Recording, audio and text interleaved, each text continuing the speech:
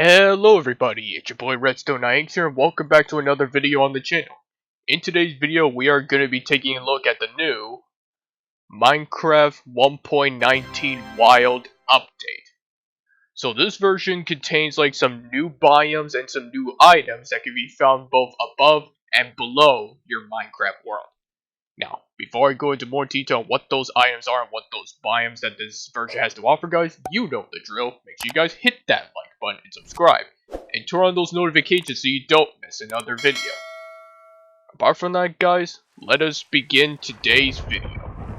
Okay, guys, so I'm in my adventurer's gear again, and also this is my campsite for this video. So I'm just going to quickly grab my travel guide and his miner's helmet, which will be for a little later. And we're going to start off by exploring this new biome right over here. So let's come on inside. So this new biome is called the Mangrove Swamp biome. And let me tell you a little bit about it. So it's a new swamp biome that is basically very muddy and filled with new kinds of swamp trees that can only be found in this particular biome. If you're trying to find it, you are likely to find it near other more biomes like deserts, regular swamps, savannas, etc. So it's pretty much like a safari in a way. You think of it that way. So this mod also contains a new wood type called Mangrove. So you got your set of mangrove wood items right here. And also, this is called a Mangrove propagule. Hopefully I said that correctly. And you can even plant this underwater if you want. So let me show you how it works when you plant it underwater. So we're gonna go back outside for just 1 second. So you can also plant this on land if you want to, but when you plant this underwater, like so, this is how the tree spawns. So it actually spawns like a little bit off the ground using these new roots called mangrove roots, and this is log right over here. So this is how the tree grows. So it's pretty much very adaptive to water, you might say.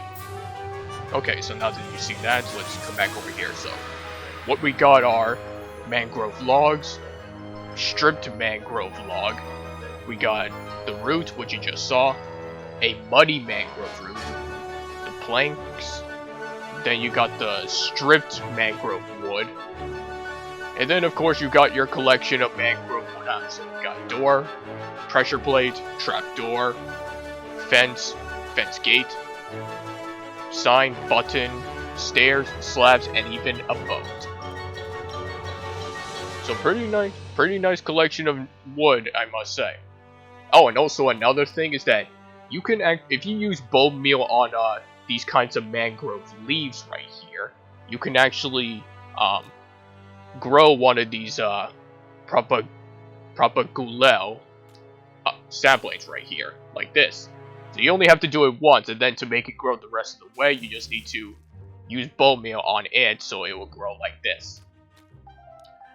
Okay, so now that you've seen that, let's move on to some of the other new stuff. We got boats with chests now, which will be very handy for you if you need to carry stuff on the road, or in this case, in water.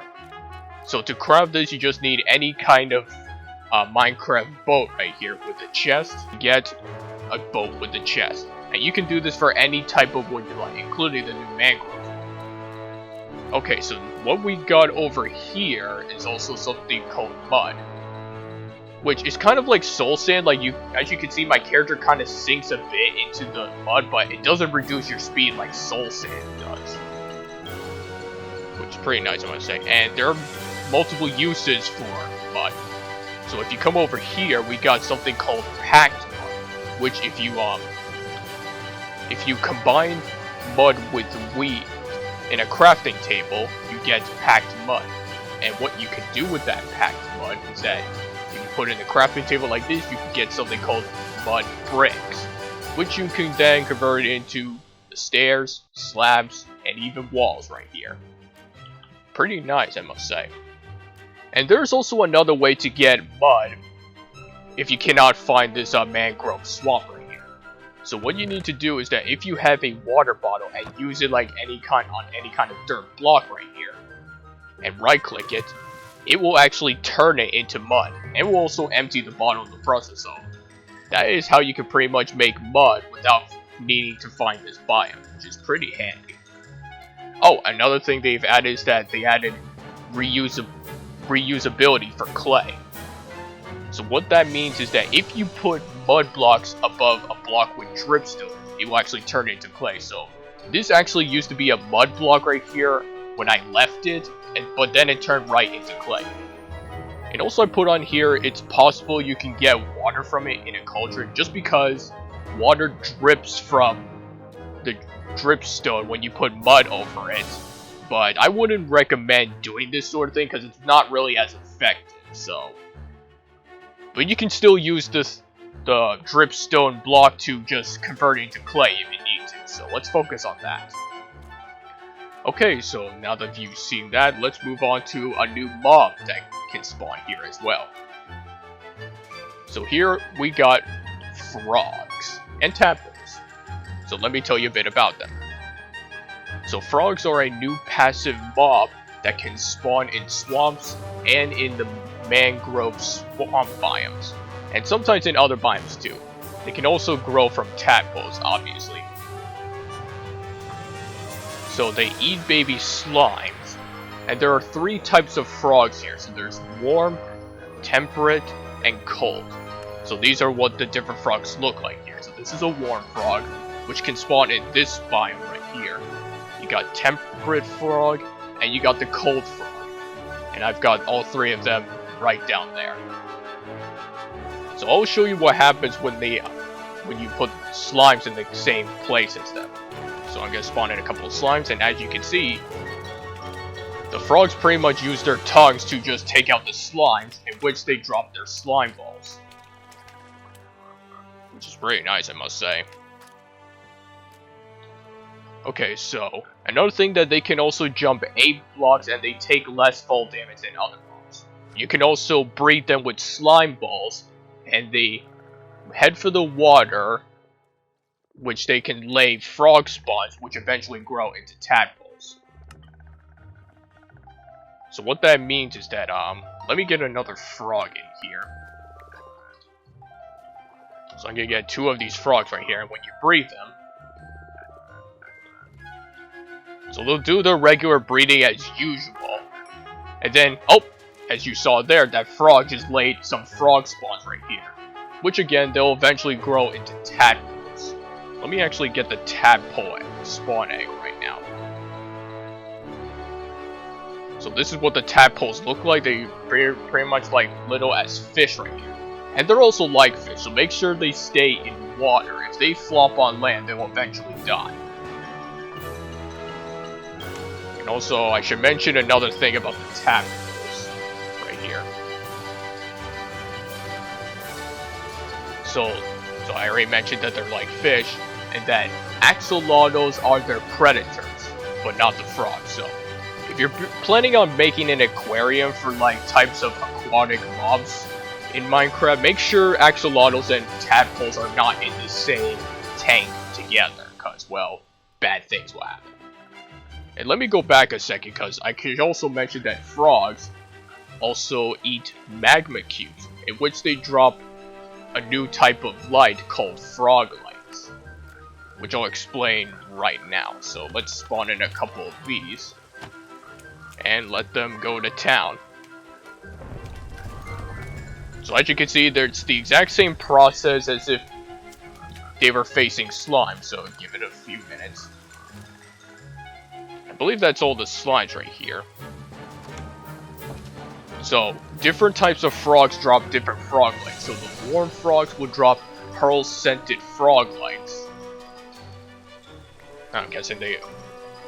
Okay, I can tell you what the other ones do instead. So, the orange ones, the temperate frogs, drop orchid frog lights. Hopefully I said that correctly. And then the cold frogs drop verdant frog lights.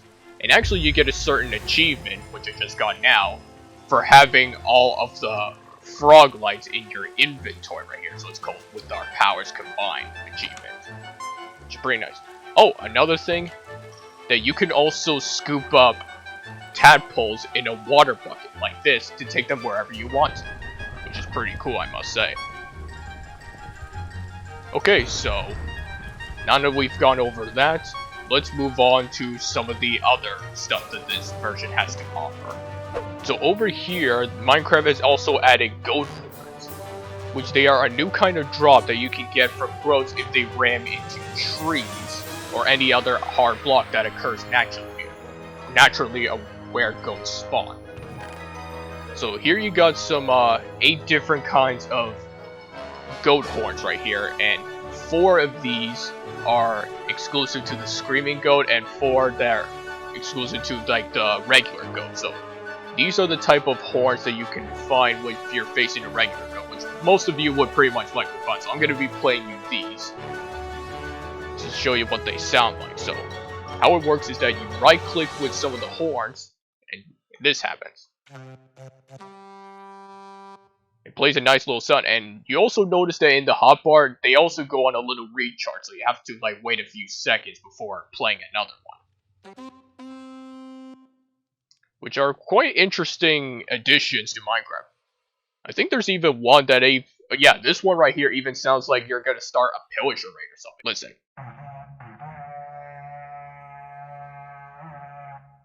Yeah, that literally sounds like something that you would hear if you were at a pillager raid. Oh, that's another thing I should mention, that you can also have a chance of finding them in chests at pillager outposts, which is quite convenient. And then you got this one. Like, some of these have very unique sounds, you might say. Okay, so now that you've seen that, let's move on to another new mob that's been added back here. So I'm going to remove this. So the new mob we got next is called Allays. They are passive flying mobs that collect and deliver items to players depending on what items you give the player at first. And also I should note that for finding them, they are mostly found as prisoners in either pillager outpost cages, which is like on the left over there, or in Woodland Mansion jail cells. Up to 1 to 3 can spawn in one of these things. And also, once they've been given an item, they will follow that player wherever they go, like up to 60-foot blocks. And note that Allays cannot TP to you if you get too far away from them, like tame cats and wolves can. So I'm going to release them, because I've got some items in mind that I want them to hold on to. You are free, little one, so I'm going to give you a diamond and you a sand block, and I'm going to release you from your cage. Come on out. It's okay. And you can also use leads on them just to keep them secure or keep them from like flying away if you wanted to. Okay, where did they go? Oh, here they are. Get you, and let's get you right here. So I'm just gonna get this fence post just to keep them still for 1 quick second. Nope. Okay, never mind. So let's get out a bow and arrow, because I want to show you how this works. So I got like a chest full of that same stuff, and when they see the dropped items on the ground, they're actually gonna go and retrieve it and bring them right to me. So just give them a second. So that alley is supposed to collect sand, one is supposed to collect redstone, the other diamond. So as you can see, it gave me the diamonds right to me. And you also get an achievement called You've Got a Friend in Me for an alley delivering items to you. So this could be very useful if you need to try to get some items that are out of your reach, or if your inventory is full. And also another thing is that Allays, they are immune to damage done to their owner, so I cannot hurt them at all, which is very handy, because the last thing you want is to accidentally slay one of them when you're doing some mining work or trying to slay mobs in the process. And there's also another thing you should know about them. That if you play a node block near an alley, it will spend 30 seconds around it and will drop items near that node block instead.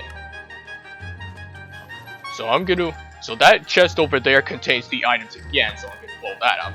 and play the node block. So now when I play the node block, they should be drawn to this node block and will deliver all the items to that instead of me. So I'm going to be standing right over here, and as you can see, they just pretty much drop the items right over there, which is pretty handy, I must say.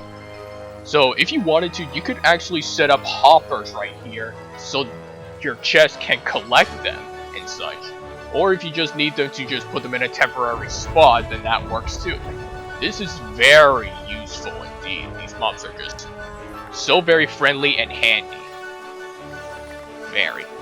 Okay, so now that you've seen that, let me leave these guys right over here so that they don't wander off on their own. And now we're going to take a look at another new biome, so I'll see you guys in a second when I get there. Okay guys, so now we're in the new deep dark biome right here. So we are very deep below the cave. We're about like negative 15 blocks below, and it can go even deeper. So we're going to take this minecart down and I'll explain what this place has to offer.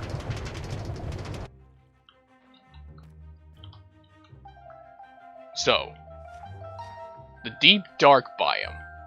It's a new cave biome that is very deep underground and covered with new of these skulk blocks, veins, etc. And also no mobs or hostile mobs can spawn naturally down here. There are also no mine shafts that can be found in this biome either. It is also where it can spawn the worm, but more on that a little later in this video. So let's talk about these skulk items right here. Skulk and skulk veins.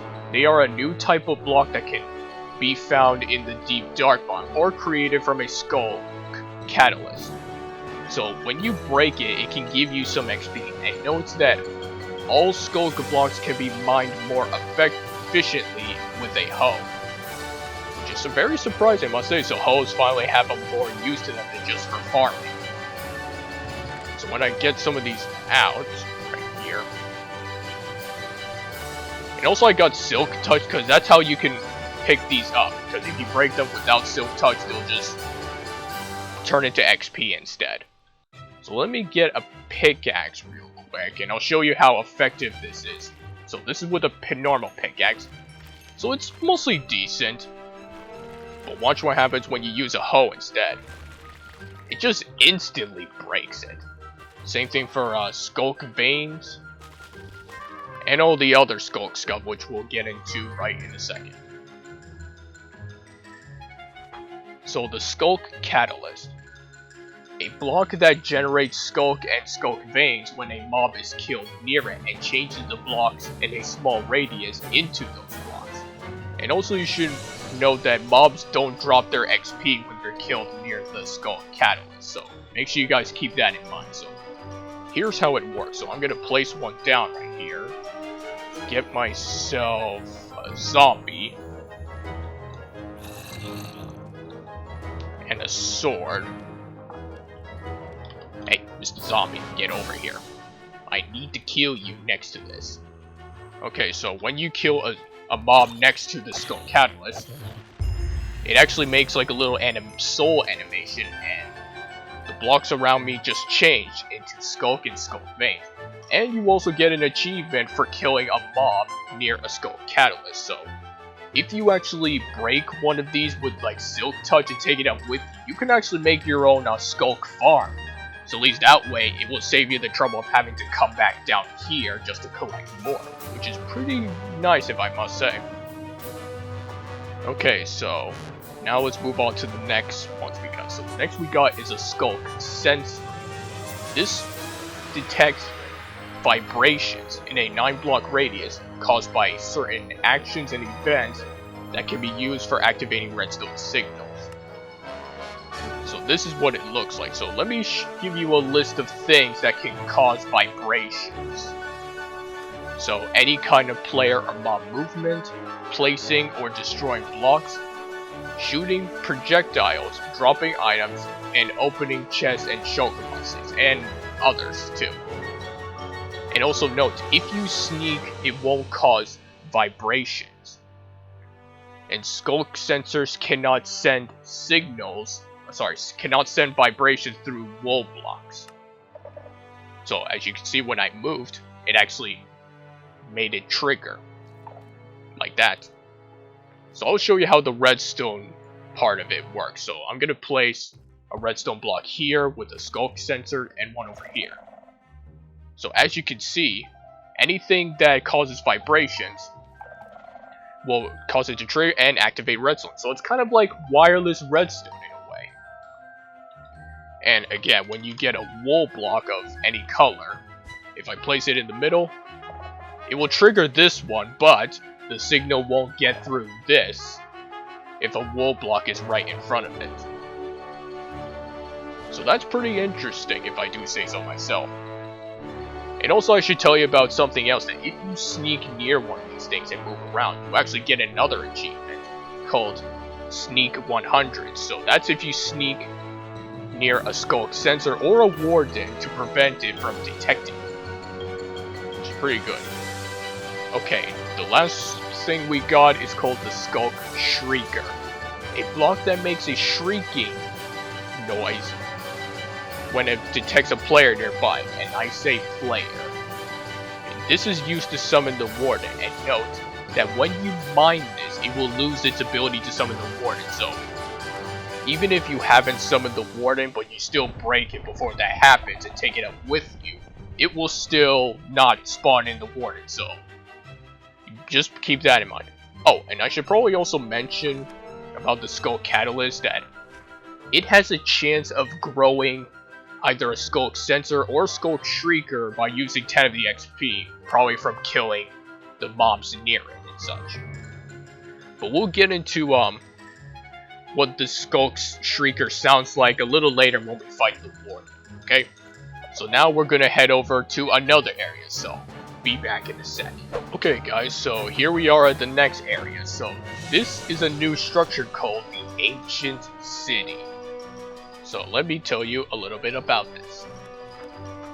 The Ancient City is a new underground structure that can only be found in the deep dark biome.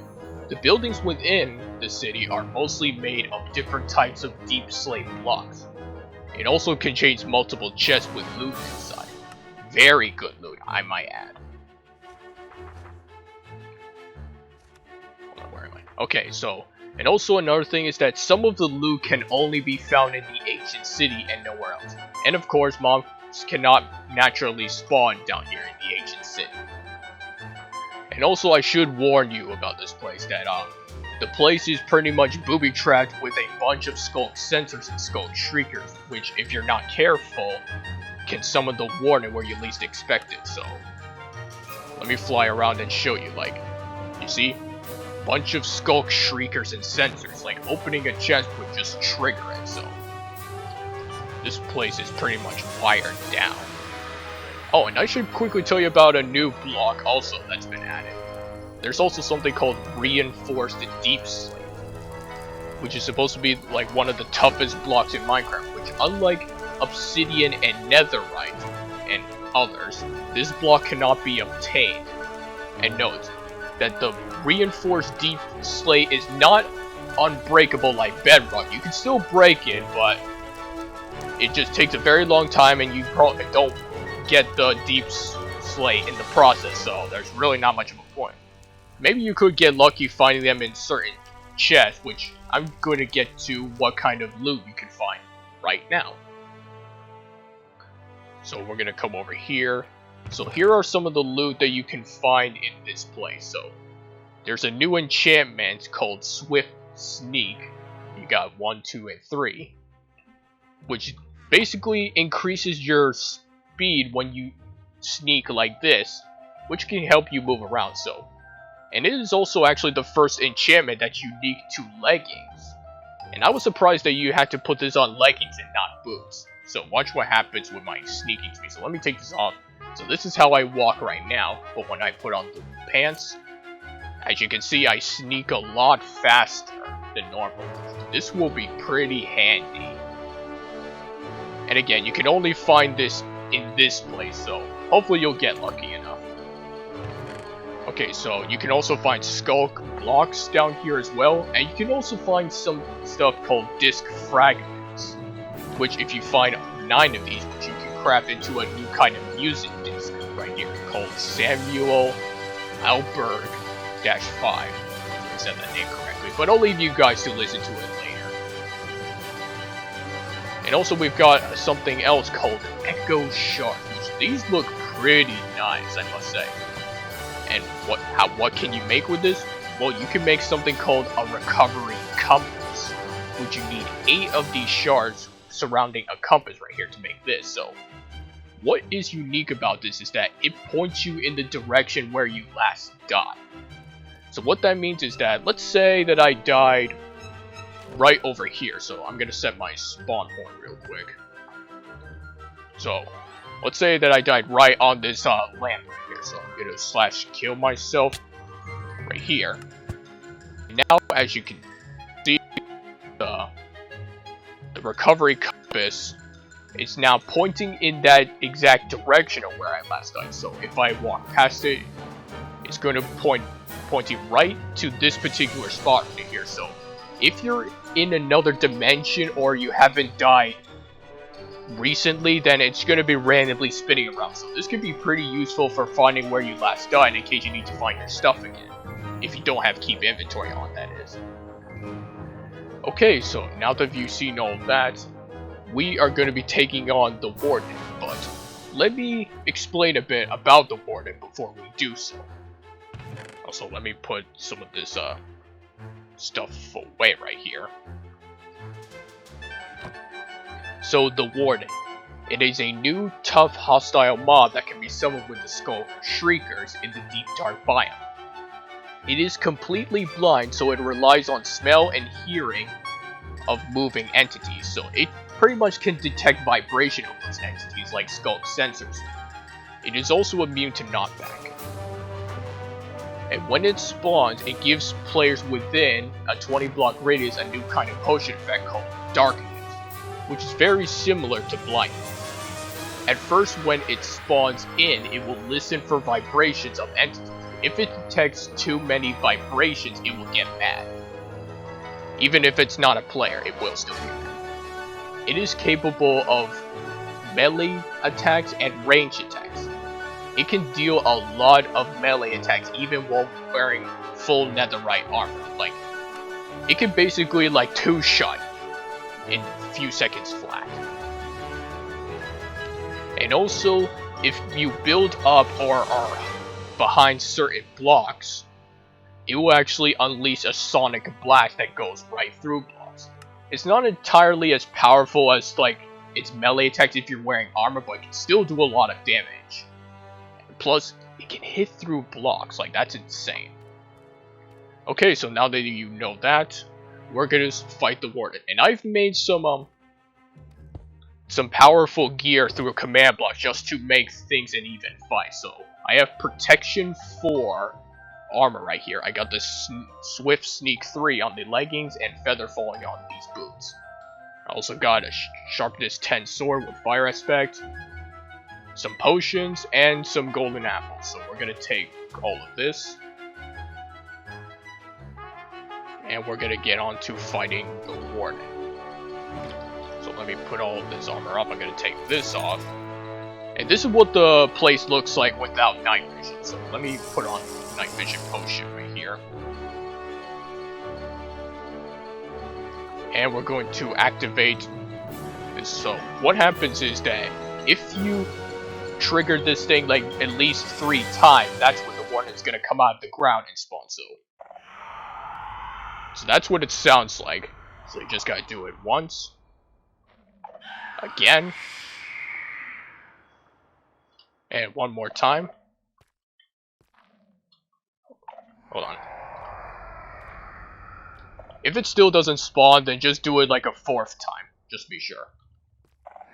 Okay, now we're gonna get to higher ground, because I believe it's gonna spawn any second now. Should be spawning. Or maybe I have to spawn in near the actual ones that spawn here naturally.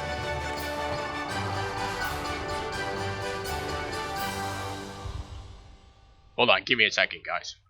A few moments later. Oh, there it is, guys. So as you can see, that is the Warden right here.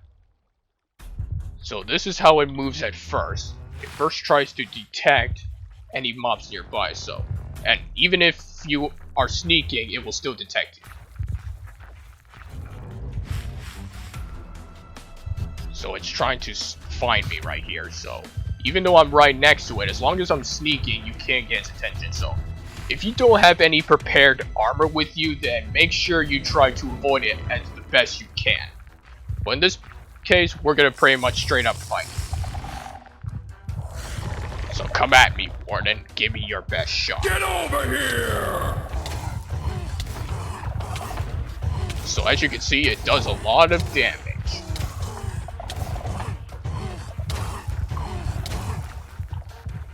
So we're gonna see if we can juke it. Oh, you didn't see it, but it did just use a sonic blast again. And again, hold on.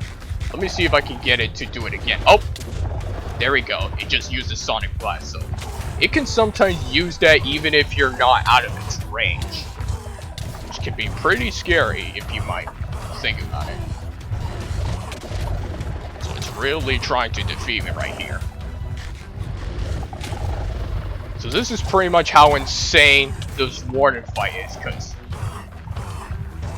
you really need to have some really protective gear if you have the guts to take on this guy. And he has a crazy amount of health, too.